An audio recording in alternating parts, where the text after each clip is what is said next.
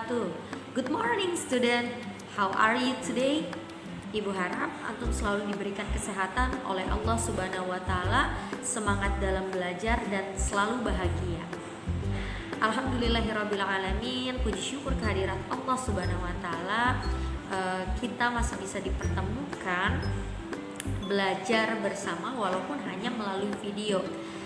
Kita sama-sama berdoa kepada Allah Subhanahu wa taala agar musibah dan pandemi yang sedang kita hadapi di Indonesia ini segera berakhir agar kita bisa bertatap muka untuk belajar bersama lagi. Okay student, before we study, let's start with basmalah. Bismillahirrahmanirrahim. Oke, baik Ananda, hari ini kita akan belajar bahasa Indonesia mengenai materi teks eksplanasi.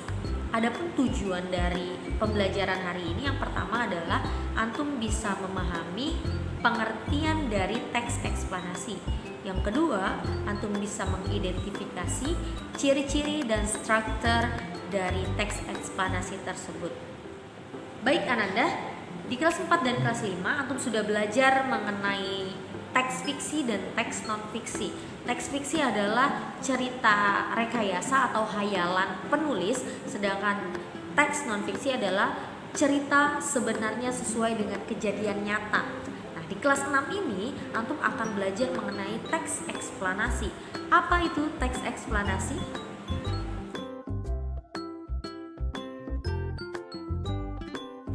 Teks eksplanasi merupakan teks yang menjelaskan sebab akibat suatu fenomena, baik itu peristiwa alam, ilmu pengetahuan, sosial, budaya, dan lainnya.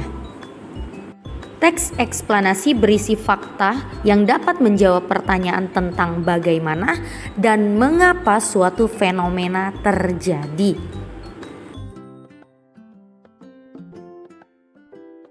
Ciri-ciri teks eksplanasi yaitu yang pertama, informasi yang dimuat berdasarkan fakta atau faktual.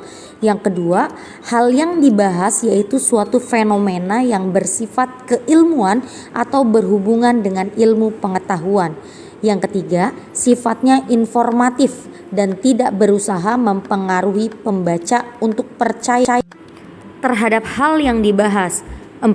Menggunakan kata penanda urutan.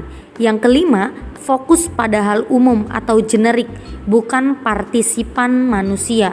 Contohnya tsunami, banjir, gempa bumi, dan lainnya.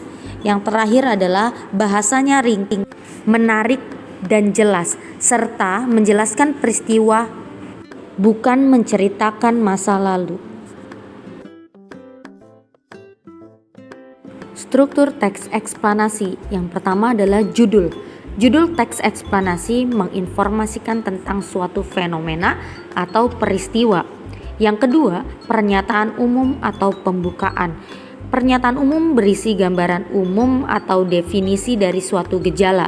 Pada bagian ini akan dijelaskan proses terbentuk atau terjadinya suatu peristiwa.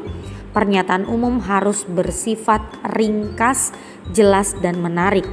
Yang ketiga, deret penjelas atau isi. Deret penjelas berisi serangkaian penjelasan mengenai peristiwa yang mengakibatkan suatu gejala terjadi. Dan yang terakhir adalah simpulan.